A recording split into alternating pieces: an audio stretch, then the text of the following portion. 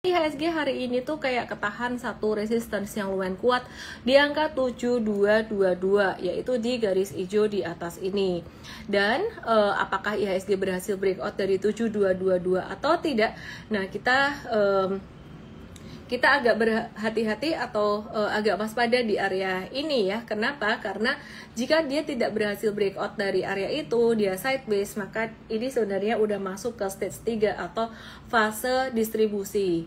Yang menarik, meskipun IHSG-nya masuk ke masa sideways seperti ini ya, ternyata tidak semua saham di bursa itu lagi masuk masa stage 3 ya. Jadi IHSG ini garis hijau tuh penentuan. Kalau naik dari 7222 atau 7233-nya artinya dia lanjut ke uptrend-nya ya, atau ke stage 2-nya kalau pakai ilmu Trade Academy. Tapi kalau dia turun dari situ, dia akan masuk ke dalam stage 3-nya. Nah, yang menarik, banyak saham yang justru malah masih di awal stage 2 atau baru mau breakout dari stage 2 baru mau breakout dari 1 menuju keduanya. Banyak banget yang baru mulai kayak gitu. Dan beberapa saham udah ketinggian, tapi ada beberapa yang baru mulai di awal uptrend atau awal stage 2-nya ya. Teman-teman yang mau ngeliat chartnya langsung aja ke IG aku @ellenmay_official. Nah, terus saham-saham apa aja yang rame hari ini? Beberapa saham yang bikin IHSG turun, diantaranya TLKM. Tapi ini wajar banget, kenapa? Karena dia ada pembagian dividen atau ada ex-date kemarin, come-date atau hari penghitungan dividen, dan ex-date turun senilai dengan dividen yieldnya. Apa arti dividen yield? Dividen yield adalah dividen per lembar saham dibandingkan dengan harga saham. Jadi dividen yieldnya sekitaran ya kalau nggak salah 4%-an, hampir 5%-an ya. Dan ini turun, tadi sempat turun 6%-an, tapi habis itu ditutup naik lagi. Jadi ini masih normal, turun yang normal. Dan kalau diperhatiin pas tadi dia turun kena moving average 200, ini kena support kuat malah dipungutin sama beberapa investor gede yang suka saham ini. Nah, bicara tentang TLKM sendiri secara fundamental, bagaimana sebenarnya perusahaan ini tuh nggak ada masalah secara fundamental, oke, tapi saya masih khawatir dengan investasinya di GoTo yang rugi lumayan gede dan sebenarnya nggak membuat perusahaan ini secara nyata jadi mengalami kerugian gitu loh. Maksudnya itu kan cuma di kertas aja ya.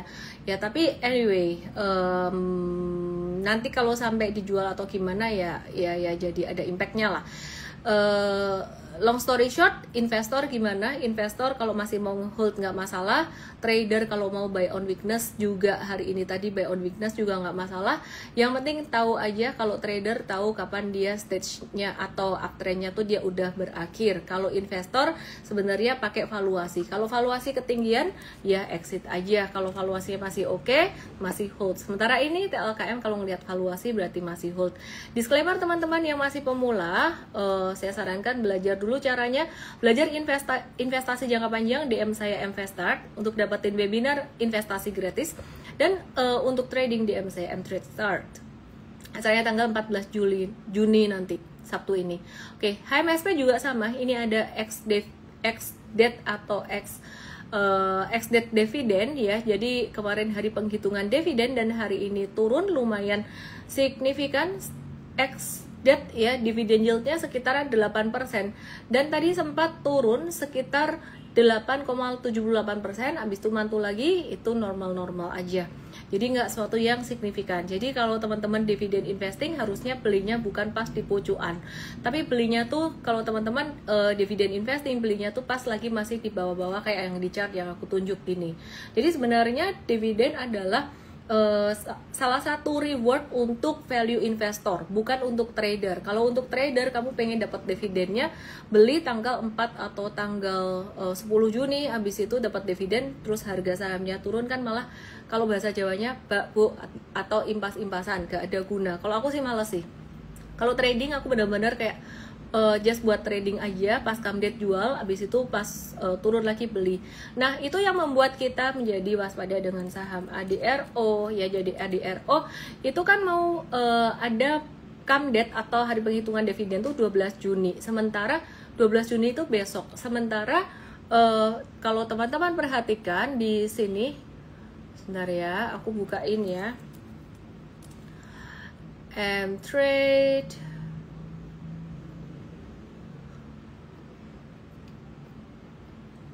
ADRO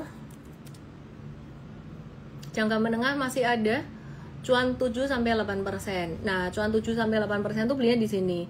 Kalau nanti ADRO turun 7,61% dari harga terakhir, berarti di sekitaran di sini di 1950 jadinya kan baku atau impas-impas ya. Makanya kemungkinan besar besok M-Trade akan profit taking dan akan dikasih tahu secara real time. Nah, itu enaknya ikut M-Trade ya.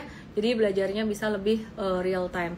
Oke, terus nanti aku mau ngebahas saham-saham dari grup Bakri dan grup grup Bakri ya. Grup Bakri itu ada BRMS, Bumi, dan ENRG. Rame moncer, tapi BRMS-nya M-Trade udah ada review buy beberapa hari yang lalu. Sebenarnya penyebabnya juga udah kita kasih tahu ya. Alasannya semuanya pakai ilmu super trader yang diajarkan di M-Trade Academy dan di workshop super trader. Kalau workshop mungkin yang bisa ikut terbatas pesertanya ya. Jadi nanti tanggal 27-28 September langsung aja DM saya WST kalau mau tahu workshop super trader. Nah, abis itu kita juga mau bahas nanti saham MBMA, Toba, PTBA, Adi, Dewa, BTPS, dan LSIP ya. Ada beberapa watchlist untuk M-Trade besok. Tapi aku nggak akan bahas di sini. Kenapa? Ya karena buat M-Traders. Dibahas di morning briefing M-Trade besok. Oke, saya kepengen bahas saham-saham grup Bakri, BRMS, Bumi, Energi. Aku start dari Amerika dan China dulu. Loh kok gitu sih? Biar nggak lupa. Jadi Amerika dan China sepakat membuat kerangka kerja dan rencana aksi buat ngurangi ketegangan dagang, dan itu tuh bagus banget impactnya buat market ya. Jadi udah ada kesepakatan. Fokusnya apa? Yang pertama, untuk memperlancar lagi ekspor impor rare earth dan magnet. Itu bahan penting buat HP, mobil listrik, dan alat militer. Kenapa? Karena perekonomian di China sendiri udah mulai slow down juga ya, tidak hanya Amerika. Jadi udah mulai slow down juga setelah adanya perang tarif ini gitu loh. Jadi mereka sama-sama suffer sebenarnya. Terus kalau semuanya disetujui, Amerika bakal ngurangin larangan ekspor teknologi, chip, bahan kimia, dan lain-lain sebagai gantinya gitu ya. Nah, jadi sekarang proposalnya tinggal nunggu dan disetujui oleh kedua presiden. Kayaknya ini gongnya, karena sebelumnya bukan presidennya, kali ini presiden sama presidennya gitu. Nah, tapi ingat ya, belum ada pertemuan lanjut dijadwalkan. Jadi hasilnya masih menunggu restu pemimpin negara. Terus tarik ulurnya masih terus terjadi karena Amerika nuduh China lambat mengurus izin ekspor, dan China mengkritik balik pembatasan visa pelajar dan juga chip dari Amerika. Ini sih masih sama aja. Dan tarif dari Amerika ngebuat China secara historikal tuh sebetulnya udah turun terus dan relatif stabil di bawah 5% dari tahun 75 sampai 2018 gitu loh. Jadi secara historis tuh udah lumayan stabil tarifnya, tapi melonjak di tahun ini sampai 24% gara-gara Donald Trump gitu. Nah, jadi impactnya sangat signifikan sekali buat China karena dulunya lumayan stabil. Oke, terus kemudian bicara soal Amerika dan China, ini bakalan dibahas di artikel M-Trade besok ya, akan dibahas di artikel M-Trade lebih lengkap lagi. Nah, ada berita dari Amerika bahwa Amerika atau Donald Trump tepatnya tuh mau mengganti pemimpin The Fed, yaitu Jerome Powell. Kandidatnya siapa aja? Kandidatnya ada Scott Bessent, Menteri Keuangan Amerika yang pro Trump pastinya. Terus Kevin Warsh, mantan pejabat Amerika yang juga pro untuk suku bunga murah gitu loh. Nah, terus pertanyaannya, bisa nggak sih sebenarnya Kevin Warsh dan Scott Bessent ini salah satunya menggantikan Jerome Powell ya? Emangnya bisa digantiin? Hukumnya tuh nggak bisa, guys. Jadi jangan terlalu berharap dulu. Hukumnya harusnya nggak bisa, karena The Fed itu lembaga independen dan aturan hukumnya tuh melindungi posisi ketua The Fed dari intervensi politik, harusnya ya. Presiden tuh boleh milih siapa saja yang jadi ketua The Fed, tapi nggak bisa langsung mencopot seenaknya di tengah jalan, dimana Jerome Powell itu sampai Mei 2026 masa kepemimpinannya gitu, hanya karena beda pendapat soal suku bunga atau ekonomi ya gitu ya. Anyway, sedikit data inflasi Amerika sebelum kita masuk ke saham-saham grup Bakri. Ya, jadi ini data Amerika, data inflasi Amerika itu naik sedikit 2,3 sampai 2,4%. Powell maunya turun sampai ke 2% untuk nurunin suku bunga. Jadi teman-teman bisa perhatikan di sini ya. Ya guys, yang di TokTok yang di YT perhatiin di sini. Ini ada naik dikit ya. Jadi data inflasinya agak kurang bagus. Oke, kita lanjut ke saham grup Bakri yang hari ini lagi moncer. Pastinya semua pada nanyain BRMS hari ini. Apa kabarnya BRMS? BRMS tuh di M-Trade ada di review buy beberapa hari yang lalu di tanggal 4 Juni 2025. Dengan max buy sekitar angka 406 ya, max buy sekitar angka 406. Mungkin ada yang bilang waktu itu wah telat 406 baru dibeli. Itu pasti belum nonton M-Trade Academy sampai selesai. Kalau nonton M-Trade Academy sampai selesai pasti ngerti ini tidak telat karena ini adalah konfirmasi pantulan. Kalau kita belinya pas merah-merah di bawah, ini sebenarnya pas lagi nangkep pisau jatuh gitu ya. Nah, jadi perhatiin di sini kalau cuman satu candle harian aja dibilang telat, berarti view-nya dia tuh short term banget dan belum belajar. Karena kita punya time horizon untuk trading tidak sependek itu. Ya, jadi nggak sependek itu. Nah, ini perhatikan M-Trade sendiri untuk BRMS itu masih hold buat jangka menengahnya. Jangka menengah masih hold, cuannya 19-22%. By the way, kita bisa rugi juga, sekarang lagi banyak cuan ya. Nah, jadi untuk BRMS jangka pendeknya kita udah profit taking kemarin cuan 7-10%. Kenapa? Simply karena ada ekor ini. Dan sebenarnya kemarin itu BRMS itu trennya masih sideways banget. Nah, aku mau kasih satu garis yang warnanya merah. Perhatikan di sini, ini penting banget. Kalau garis merah ini belum dijebol ke atas ya, jadi garis merah ini gagal dijebol, dimana kemarin gagal jebol, ada potensi bahwa BRMS ini akan balik sideways lagi. Maka dari itu kemarin kita dalam jangka pendek, untuk jangka pendek swing tradingnya profit taking dulu. Nah, sedangkan untuk jangka menengahnya kok masih di hold. Kenapa? Karena jangka menengah itu mindset untuk trading yang beli dan ngehold bisa sampai beberapa bulan sebenarnya. Bahkan yang menarik di tahun 2017-an kalau saya nggak salah, saya dapat beberapa saham yang trennya gak patah-patah, naik terus. Jadi untuk jangka menengah siklusnya gak jatuh-jatuh, jadi aku ngehold terus bisa sampai 1 tahun itu. Rata-rata sih 3 bulan, tapi bisa lebih cepat, bisa lebih lama. Jadi kita masih ngehold aja. Dan beberapa saham M-Trade yang kita masih hold untuk jangka menengahnya, misalnya contohnya ada PGEO, di mana PGEO ini sebentar, baterai laptop habis. Ayo diisi dulu sebelum mati. Baterai laptop habis. Sebentar, panik.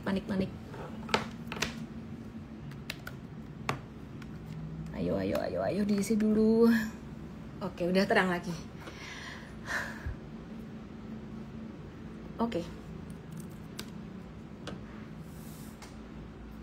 Ya ini PGEO ya. PGEO itu kita masih ada hold buat jangka menengahnya 36-38%. Nanti PGEO ini yang menarik, dia bakalan bagi dividen juga, dan dividen yieldnya lumayan gede. Di tanggal come date-nya tanggal 13 Juni 13 itu kalau saya nggak salah itu hari Jumat nanti, sekitar nggak gede deh, 3,97%. Jadi segini nih, kayaknya kalau cuman 3,97 turunnya tuh 5%. Nah, kalau cuman turun segini nih, jangka menengah kita belum tentu jual nih. Kenapa? Karena ya anyway itu masih trennya untuk jangka menengah masih oke. Belum tentu itu artinya bisa dijual, bisa enggak ya, bisa di review sell, bisa enggak gitu loh. Karena biasanya kalau pas jatuh gara-gara ex-date tapi tren gedenya masih bagus, itu malah kita buy buat swing trading. Loh, beda ya sama teman-teman yang value investing, kalau ada dividen malah hold. Maka dari itu strategi itu meskipun barangnya sama, sahamnya sama, strateginya bisa beda. Yang trading belajar di M-Trade Start tanggal 14 Juni jam 10 DM aku M-Trade Start. Kalau mau belajar investing belajar di M-Invest Start. Oke. Lanjut lagi ke saham-saham grup Bakri. Kalau tadi kita bahas BRMS ya, apa sih sebenarnya fundamental BRMS ini yang menarik, ada apa? Kita trade berdasarkan chart semuanya. Cuman kalau ada story-story seperti ini, kalau buat aku sih ini buat pelengkap aja, pemanis aja. Kalau makan itu ya mungkin dessertnya atau bumbunya lah ya, apa sambalnya gitu loh. Jadi tahun 2025 ini BRMS mau produksi emas 70.000 sampai 75.000 ya, ons emas itu naik dari 64.900 di 2024, dan memang udah ya kalau ada kenaikan itu pasti bagus ya. Di kuartal 1 itu udah mencapai 30% dari target setahun penuh gitu. Terus di tahun 2028 sampai 2029 kabarnya loh ya, BRMS ini mau produksi dari tambang bawah tanah di Palu gitu ya. Jadi kandungan emasnya jauh lebih tinggi dari tambang yang sekarang ini gitu ya. Dan target produksi emasnya juga naik di 2028 sampai 2029. Tapi kalau kita trade BRMS dengan cara yang tadi aku kasih lihat di M-Trade Academy, sebelum 2028, 2029 mungkin kita udah sell dulu. Jadi view-nya bukan investing gitu. Terus cadangan emas dan mineralnya BRMS ini dia banyak banget, ada banyak proyek dan kinerja keuangannya juga bagus. Nih yang paling penting sebenarnya, last but not least ya, pendapatannya naik 212% secara tahunan, laba bersihnya naik 304%. Ini kayaknya udah aku bahas beberapa hari yang lalu, di mana BRMS belum jalan di live. Kalau kalian jeli, kalian teliti, aku ada bahas ini, kinerja keuangannya bagus, tapi dia satu-satunya saham emas yang belum roket. Jadi Antam udah naik, Pesap udah naik, terus BRMS belum. Jadi waktu itu jadi salah satu watchlist kita gitu kan ya. Nah tapi kalau di M-Trade benar-benar melihat pattern akumulasinya. Nah sebenarnya mengapa terjadi akumulasi itu sendiri, yang menjelaskan kenapa chart itu bisa saya percaya gitu loh. Kalau ada yang bilang chart nggak bisa dipercaya, mungkin nggak bisa baca, belum bisa membacanya gitu. Kenapa saya percaya dengan chart? Karena sebenarnya apa yang terjadi di chart ini sudah mencerminkan semua yang terjadi di market. Jadi mungkin big money atau big investor ya, mereka tuh udah ngerti, oh ini kinerjanya bagus, fundamentalnya bagus, dan mereka nyicil masuk-masuk gitu ya. Jadi mereka udah ada akumulasi, bahasa kerennya. Terus kita ngelihat tanda akumulasinya dan kita masuk. Jadi tadi aku baru aja ngajarin anakku yang kecil tentang prinsip akumulasi. Aku cuman jelasin dia gambar akumulasi. Intinya the rich masuk duluan ya, jadi the rich masuk duluan. Oke, terus kemudian saya kasih lihat, oh di sini waktu itu kita masuk BRMS ya, contohnya pas banget tadi aku cerita BRMS juga. Ini aku ceritain ya. Oke, jadi waktu itu kita ngelihat the rich masuk duluan, pattern akumulasi itu kelihatan. Sebenarnya tadi contohnya MBMA, tapi ini lumayan mewakili juga. Nah, perhatikan di sini, ini kelihatan the rich itu sebenarnya institution. Kalau kalian ada ngomong BD mungkin some of them ya, tapi kalau udah sampai volumenya gede kayak gini, bisa jadi ini benar-benar investor. Apalagi fundamental perusahaan bagus. Yang di BD-BD ini tuh biasanya fundamentalnya nggak bagus gitu. Nah terus confirmation buy itu harusnya secara teori harusnya hari ini. Ini transition dari masa sideways atau stage 1 menuju 2. Harusnya confirmation buy itu hari ini breakout. Nah tapi kenapa kok kita bisa nyolong start, justru malah nyolong start sebelum garis merah ini belinya. Nyolong startnya di 4 Juni sekitar maksimal 406. Terus saya bilang, kenapa mama bisa nyolong start di sini? Anak saya cuman bilang, because you are the rich. Oh ya udah sih, saya ketawa aja. Oke, amin. Kenapa? Karena saya bilang the rich belinya di bawah garis merah. Polos itulah anak-anak ya. Jadi ya terus saya ketawa aja. Mau bilang enggak, tapi kok gimana? Ya udah aku bilang, oh iya nak gitu. Oke ya. Jadi intinya sih akhirnya saya bisa menjelaskan dan dia mengerti bahwa oh so you are following them, you are following the rich atau following the institution. Iya benar gitu. Jadi maksud saya the rich, the super rich, mereka masuk di sini tuh the big money, dan kita investor retail tuh ngikut konsepnya kayak gitu, sesimpel itu ya. Jadi ini sebenarnya masih spekulasi, di bawah garis merah ini masih spekulasi gitu loh. ya mesti tetap ada stop loss. Jadi waktu itu kalau dia breakdown dari 372 ya aku akan stop loss, kira-kira kayak gitu. Oke, terus intinya ini sebenarnya BRMS rame banget. Aku juga ditanya teman-temanku, BRMS gimana? Aku cuma nanya, kamu udah dapat M-Trade belum sih? Udah masuk, udah yowes toh, dicek itu gimana analisisnya, karena pas sibuk ya. Jadi ini aku jelasin buat teman-temanku yang nanya juga sekalian. Ini masih awal dari uptrend. Ini aku maksud tadi beda dengan beberapa saham. Contohnya apa sih saham yang udah late of trend? Itu contohnya saham-saham dari sektor bankingnya tuh justru malah banking digital ya, dan banking second liner. Kayak BBYB, ini justru malah udah tinggi, udah masuk stage 1, 2, 3, udah 4 lagi gitu loh. Nah, sedangkan si BRMS tadi baru di awal. Nah, ngerti ya maksudnya ya? Kalau nggak ngerti ya udah belajar aja di M-Trade Start. DM saya M-Trade Start untuk belajar di webinar M-Trade Start tanggal 14 Juni. Karena live bukan untuk ngajarin the how. Oke, jadi belajar how-nya di M-Trade Start. Nah, sama halnya dengan BBTN. BBTN ini udah di late of trend pada tanggal 2 Juni kemarin itu konfirmasi late of trend. Sehingga sekarang dia lagi masuk masa consolidation lagi. Nah, ini kebalikan, ini berbeda sekali dengan saham-saham dari sektor komoditi, beberapa baru mulai awal. Contohnya BRMS ini. Disclaimer teman-teman, meskipun saya bilang baru mulai awal, kita tidak pernah tahu satu saham itu bakalan rally sampai angka berapa. Jadi kita tidak pernah tahu mana yang bakal rally cepat. Sebenarnya kalau ngelihat bid offer bisa sih menjadi satu guide buat kita. Misalnya sama-sama saham A dan B, bid offernya yang A lebih kecil daripada B, patternnya sama persis. Biasanya yang A bakalan bisa lari lebih kenceng. Tapi tidak selamanya. Ini contoh saham kayak gini tuh misalnya brand dan BRPT. Biasanya kan brand yang lari lebih kenceng dulu terus. Nah, tapi tidak menutup kemungkinan juga sih BRPT itu yang lotnya lebih banyak, biasanya lebih lambat, ternyata belakangan juga jalan lebih kencang karena cucunya CDIA mau IPO. Nah, aku sih nggak pakai jurus berita-berita atau rumor-rumor kayak gitu. Aku murni benar-benar ngelihat apa yang di depan mataku, yaitu pattern. Kenapa? Karena udah sering ketipu kalau dengar insider kayak gitu. Ya, nggak mau ketipu aja sih. Kalau memutuskan sendiri, rugi sendiri, ya udah tanggung jawab sendiri. Oke, terus kemudian aku mau bahas saham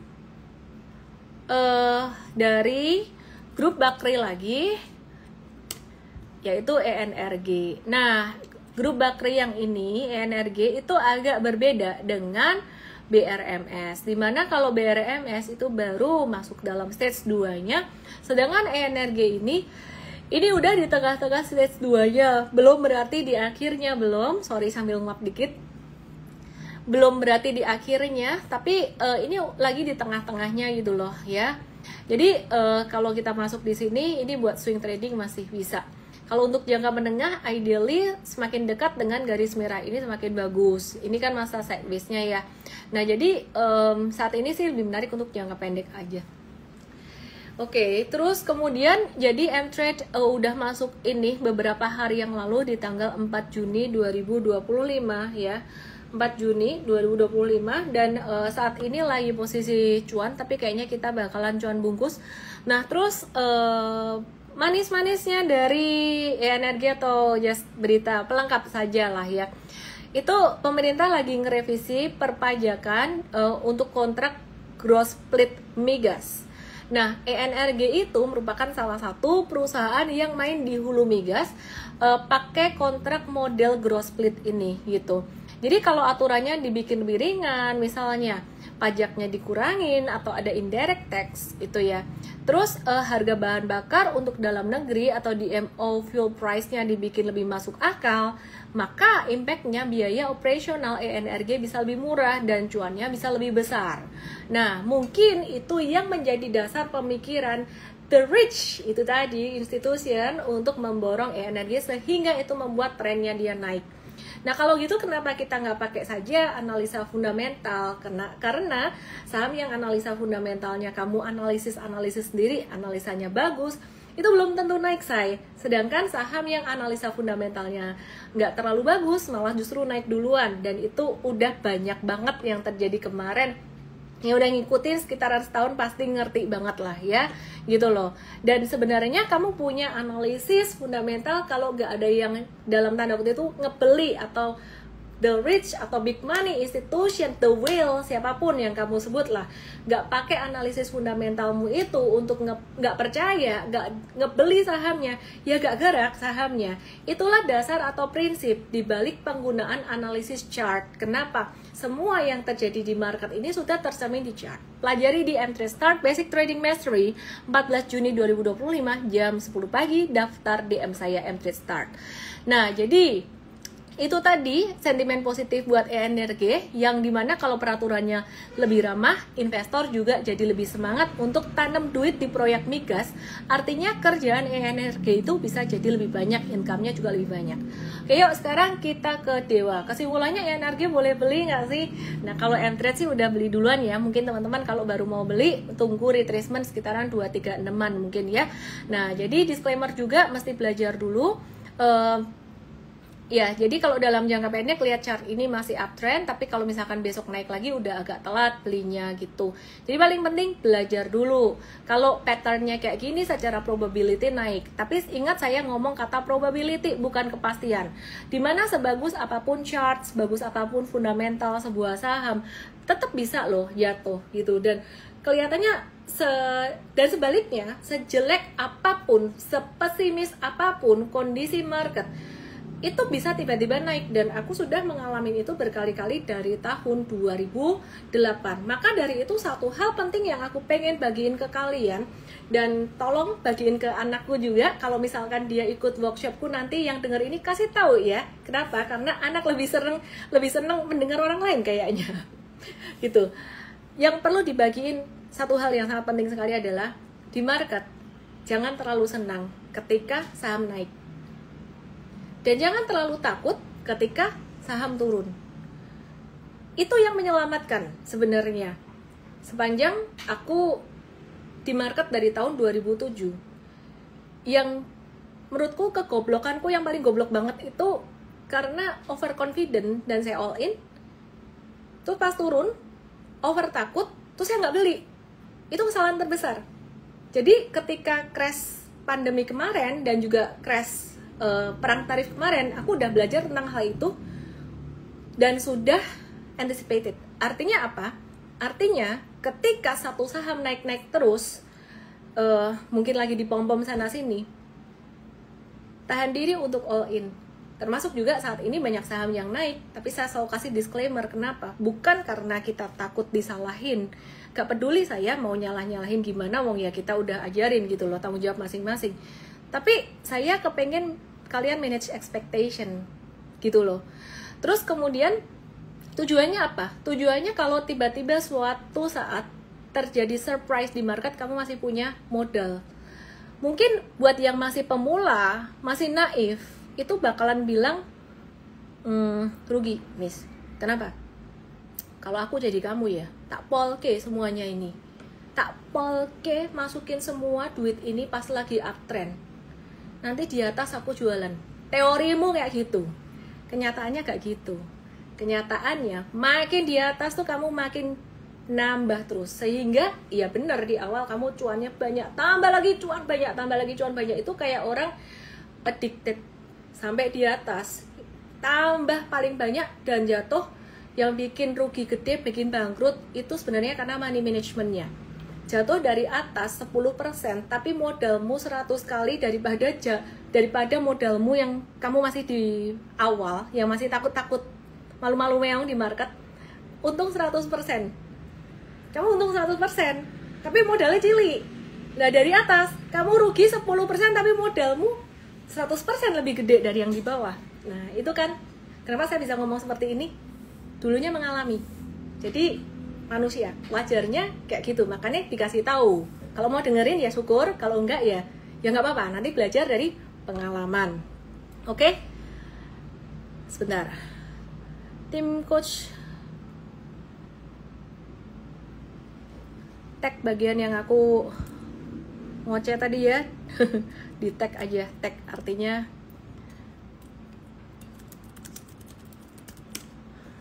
pay attention. Oke, terus kemudian lanjut ke saham Dewa.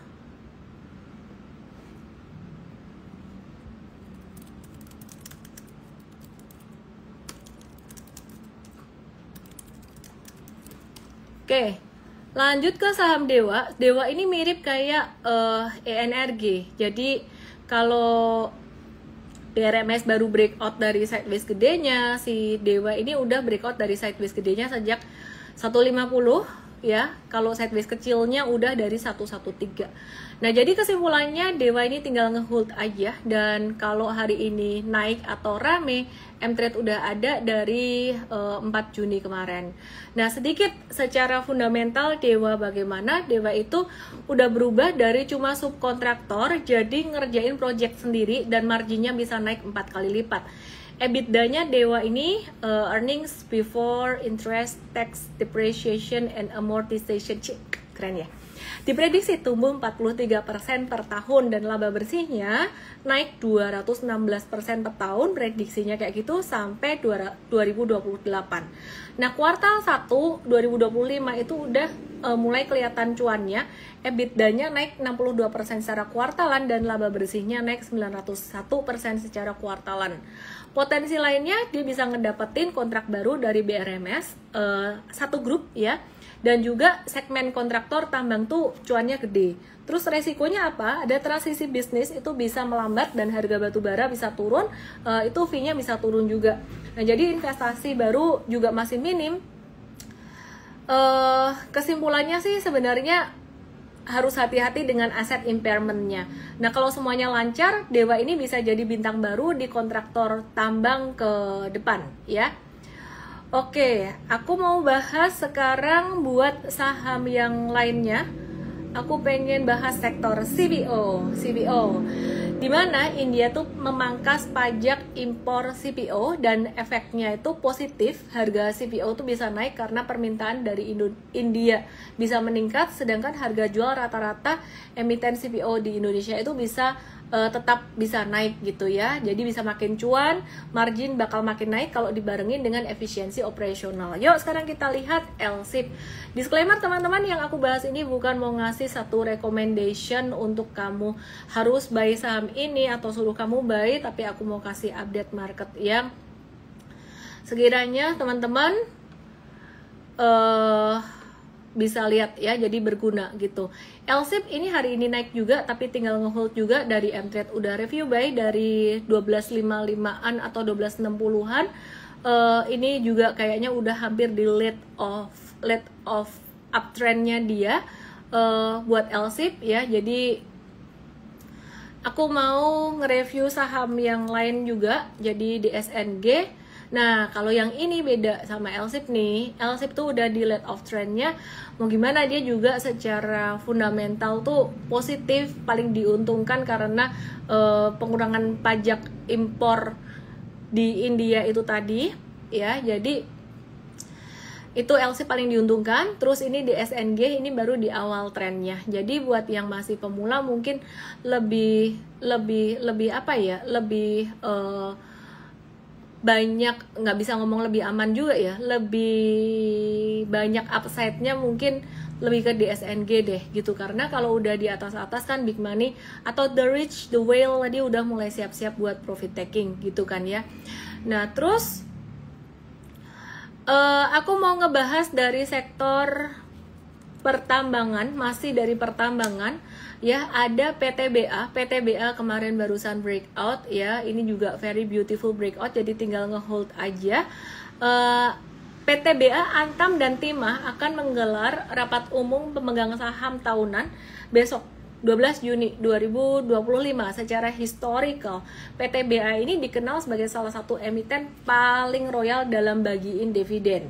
Nah, selama 1 dekade terakhir, dividen payout ratio atau DPR-nya PTBA ini rata-ratanya di atas 60%. Bahkan pernah mencapai 100% dari laba bersih pada tahun buku 2021-2022. Dan aku senang banget, aku sangat senang tidak menyesal beli PTBA di tahun 2023, meskipun harganya bukan harga yang terbaik. Jadi bukan harga yang pas lagi di bawah banget, waktu itu dapat dividen yield sekitaran 27%-an, terus 2024 dapat lagi, dan terus 2005-2026 potensi juga bakalan ngasih dividen yang bagus.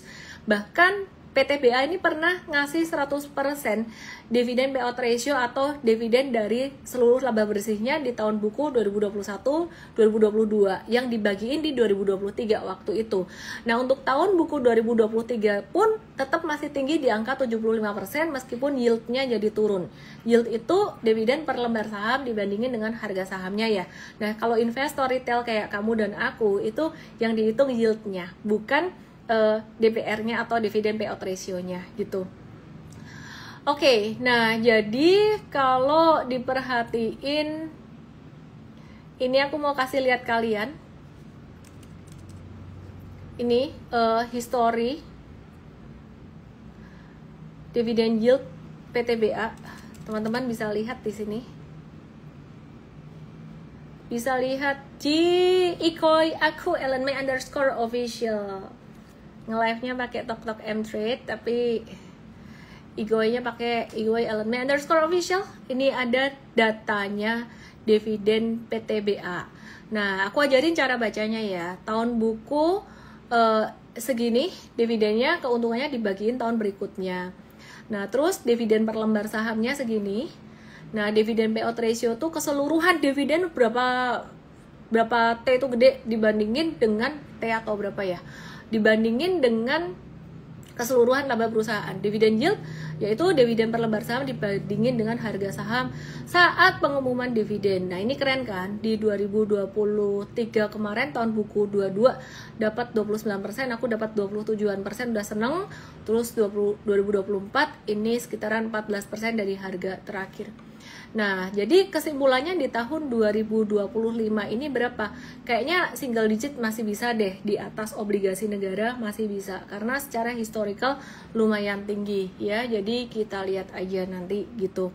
Oke, terus tapi kalau kalian nanya M-Trade itu sekali lagi trading bukan investing. Jadi kalau investing tuh M-Vest bakalan hold PTBA dan udah di-review by beberapa waktu yang lalu. M-Vest itu tidak terlalu banyak kita bahas cuannya, karena sebenarnya kita mau performa jangka panjang, padahal banyak banget yang udah cuan, karena kita rekomnya atau ngebahasnya tuh pas kemarin market pas lagi turun-turun. Jadi mestinya sekarang udah cuan lebih banyak, ada beberapa yang lebih banyak daripada M-Trade, tapi kita nggak terlalu banyak bahas itu supaya orang nggak cepat-cepat jualan. Nah, tapi kalau M-Trade ini kan ada PTBA ya, nanti pas kalau misalkan diumumin come dividen kita malah exit.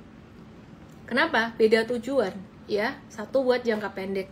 Oke, terus kemudian aku mau potensi yieldnya PTBA, ini tim aku ada hitungin potensi yieldnya kalau pakai dividen payout ratio 75% aja seperti tahun lalu, itu potensi dividen per share-nya 332 per 3 per lembar saham dengan harga last price hari ini 3010, itu potensi yieldnya 11%. Mantap toh. Yuk kita hitung dikit ya, iseng saya nggak tahu kalian pas tanggal 8 April ada yang ketakutan nggak? Coba lihat yang di tok-tok yang di YT ke Igoy saya @LNMay_official.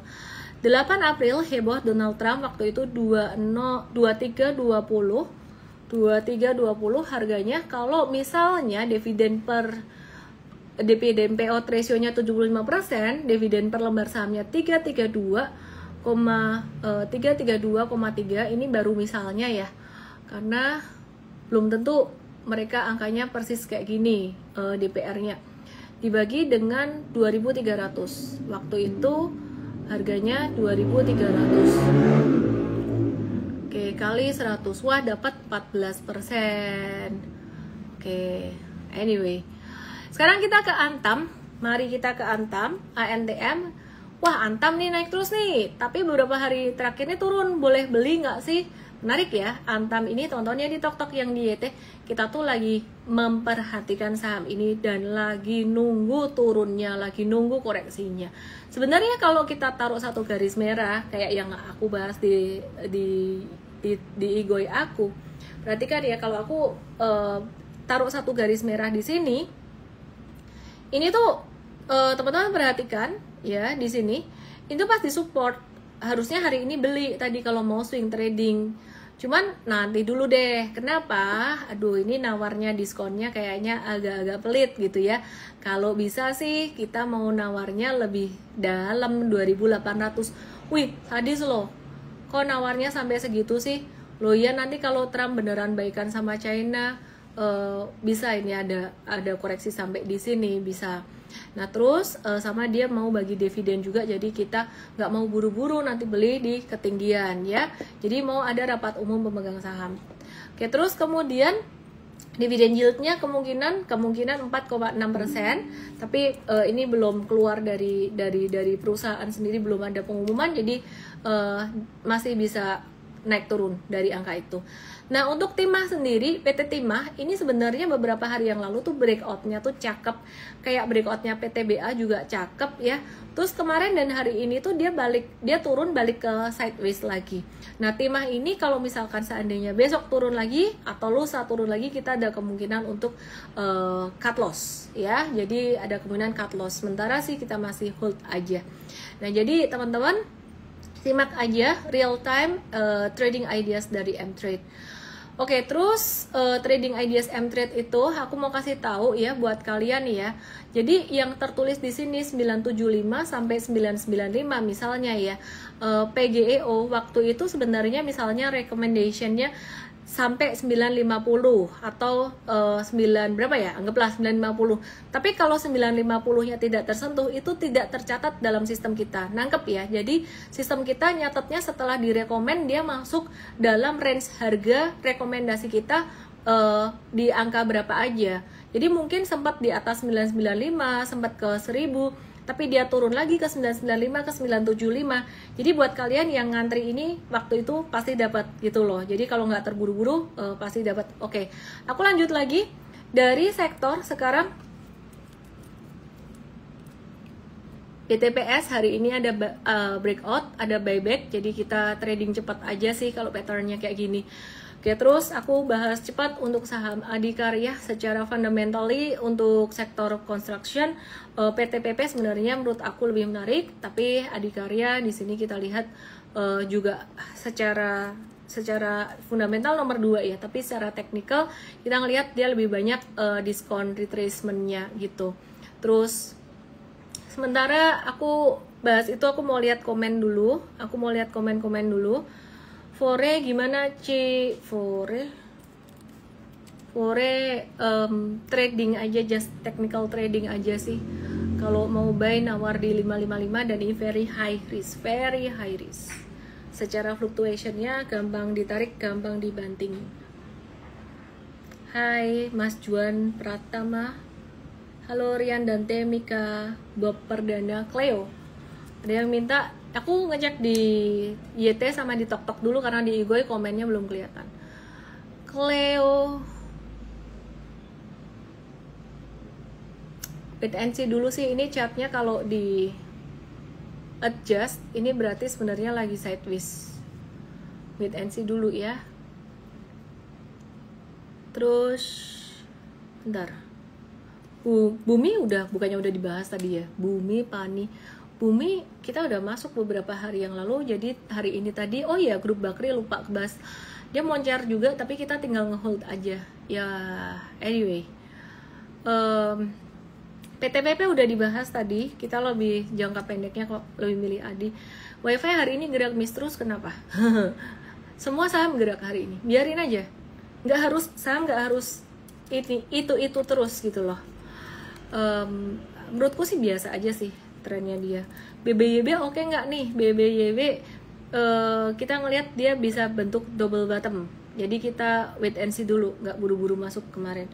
BRMS sudah dibahas lama banget, banyak banget di awal tadi. Ya, brand dia agak-agak sideways. Adi cakep ya. Kemarin kita ada masuk, kita tinggal ngehold aja buat jangka pendek.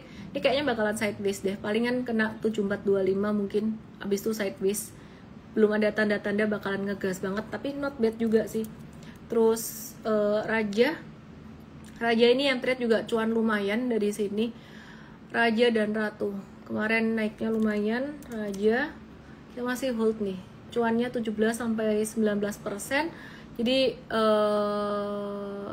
kita masih hold aja, belum ada rekomendasi atau review buy lagi. Terus Breeze-nya ini patternnya kok kurang asik ya, ada double tops kayak gini, kita wait and see dulu sih. Ratu ini suka-suka aku yang bahas ya, bukan harus rekomendasi buy ya. Ratu di M-Trade tinggal ngehold doang, masih cuan juga.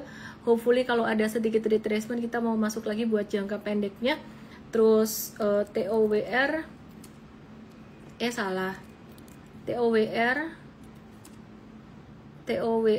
Samba PP tadi aku udah bahas di awal. TOWR hari ini ada tanda reversal kayak gini, ini jadi signal buy ya. Jadi salah satu watchlist kita juga, tapi hari ini belum di buy. Kenapa?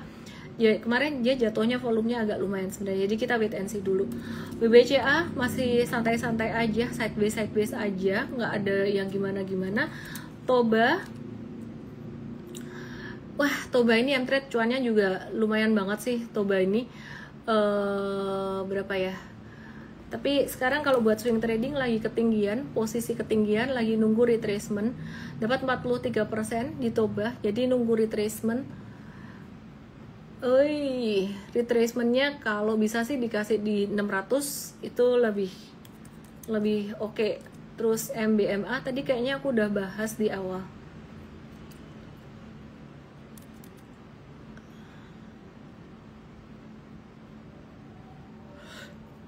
Ngantuk. Adi udah tak bahas, kok pulang lagi.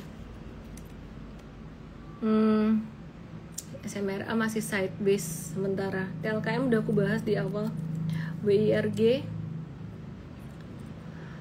SMDR, BBRI, ASII. Oke. WIRG, lihat di Igoi aku ada chartnya, di Tok di YT ada chartnya. Igoiku _official. Oke, terus Petro Brand AMN Antam Tins floating profit, thank you M-Trade. Terima kasih sama-sama Pak. WIRG masih belum ada tanda-tanda. Tapi kalau misalkan ada yang bagus real time kita bisa langsung take action. INTP masih akan sideways. Saratoga menarik untuk di watch. Harum, sekalian aja semua saham dari A sampai Z semua ya. Harum juga masih menarik.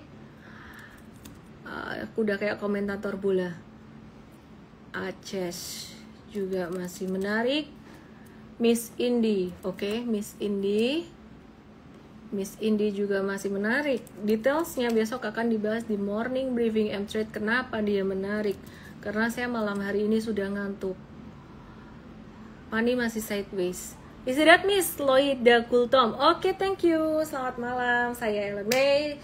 Dan jangan lupa kalau mau belajar caranya analisis semua ini, bisa dipakai untuk US stock, crypto, dan juga apapun juga. Bisa belajar di M-Trade Start Basic Trading Mastery 14 Juni jam 10 pagi. Semoga semua yang saya bagikan bermanfaat. MBMA dan brand, thanks a lot. Oke, sama-sama Ibu. Bye. Jangan lupa follow Igoi kita, Super Trader ID itu buat apa? Buat belajar US stocks. Dadah. Kita masih hire terus untuk tim coach US Crypto Indonesia. Jadi DM saya aja, coach. Dan kita ngebuka management trainee juga untuk coach. Dan posisi intern. Jadi kalau misalkan mau intern atau mau MT, just DM saya, intern coach atau MT coach, kayak gitu ya, supaya nanti bisa di follow up sama tim HR saya. Jangan lupa sertakan nama dan juga nomor WA kamu. Dah. Makasih Bu Jomelan.